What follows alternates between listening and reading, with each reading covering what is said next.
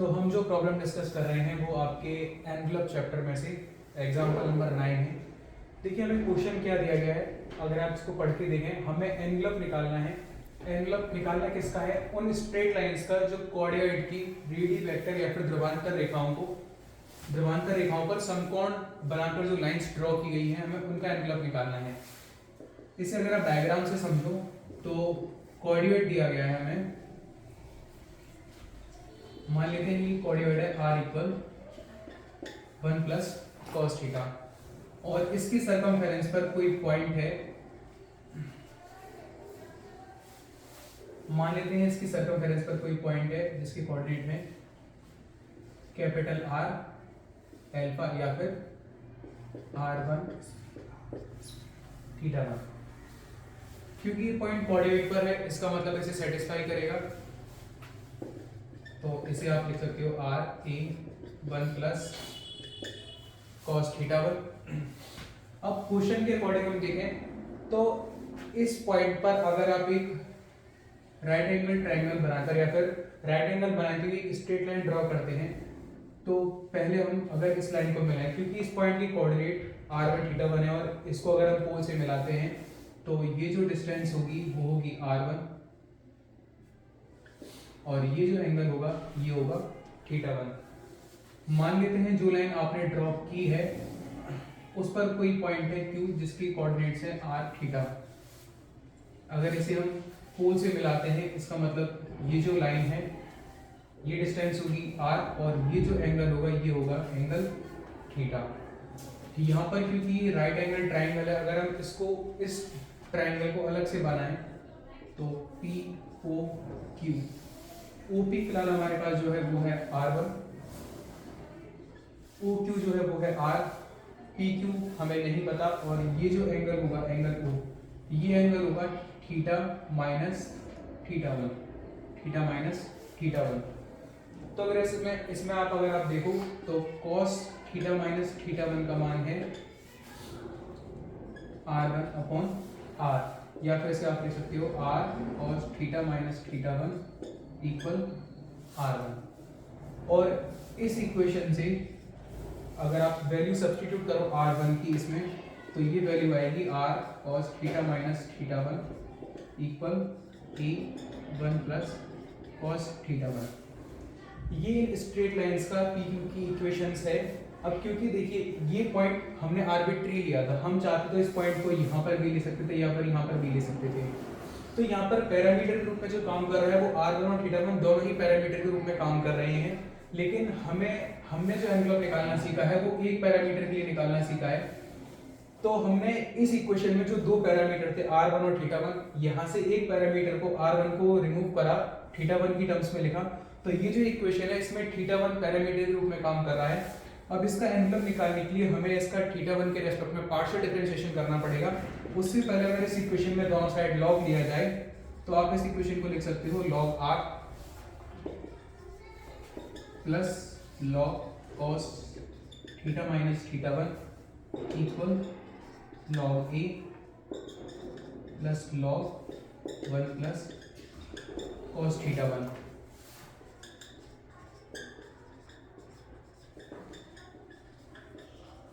अगर आप इसका थीटा 1 के रेस्पेक्ट में पार्शियल डिफरेंशिएशन करोगे, differentiation with respect to theta 1, तो थीटा 1 के रेस्पेक्ट में जब हम डिफरेंशिएशन करेंगे तो r a और थीटा ये सभी कांस्टेंट रहेंगे, तो log r का जो डिफरेंशिएशन होगा वो आएगा 0। log cos theta minus theta 1, क्योंकि इस टर्म में थीटा 1 है तो इसका डिफरेंशिएशन पहले अगर हम log की तरह करें तो 1 upon cos theta minus theta 1, उसके बाद cos थीटा माइनस थीटा 1 का जब आप डिफरेंशिएशन करोगे तो वो आएगा sin थीटा माइनस थीटा 1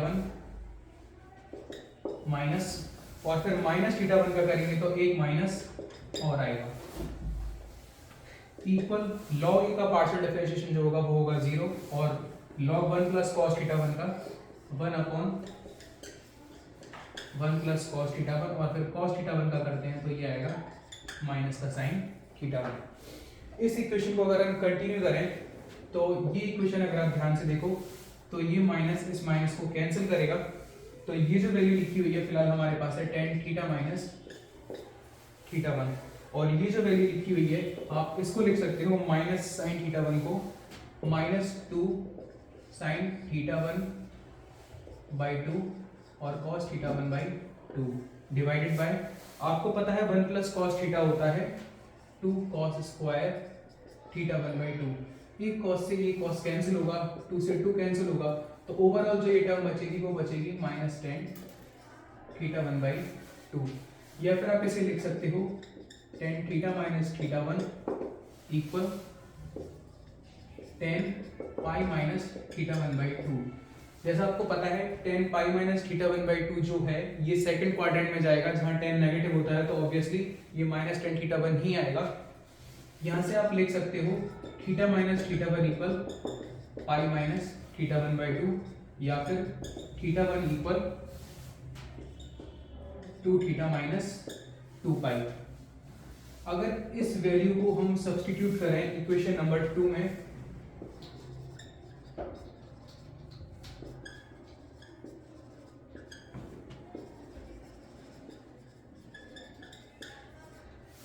तो इस वैल्यू को अगर इस इक्वेशन में आप सब्स्टिट्यूट करते हो तो ये इक्वेशन क्या होगा, r cos थीटा की जगह पर थीटा रहेगा माइनस थीटा 1 की जगह आप ये वैल्यू रखें 2 theta minus 2 pi equal a 1 plus cos 2 theta minus 2 पाई। तो इस इक्वेशन को अगर हम आगे सिंप्लीफाई करें तो ये होगा r cos theta minus 2 theta जो कि माइनस थीटा आएगा, माइनस इंटू माइनस 2 पाई जो कि हो जाएगा 2 pi is equal to a 1 plus cos 2 pi minus 2 theta. अब जैसा कि आपको पता है ये 2 थीटा माइनस 2 पाई है, जैसे हमने 2 पाई माइनस 2 थीटा लिखा है क्योंकि cos minus theta cos theta के इक्वल ही होता है। तो इसको लिख सकते हो आप r cos 2 pi minus theta, cos 2 pi minus theta जो कि होगा फोर्थ क्वाड्रेंट में होगा जहां पर cos पॉजिटिव होता है, तो r cos theta equal a 1 plus, और ये cos 2 pi minus 2 theta again fourth quadrant में जहां cos पॉजिटिव होता है, तो 1 प्लस cos 2 थीटा। इसे आप लिख सकते हो r cos theta equal a 2a cos square theta, क्योंकि 1 प्लस cos 2 थीटा इक्वल होता है 2 cos स्क्वायर थीटा के। एक cos से एक cos को हम कैंसिल कर सकते हैं जो कि आएगा r equal 2a cos theta, जो कि हमारा रिक्वायर्ड आंसर है। Thank you.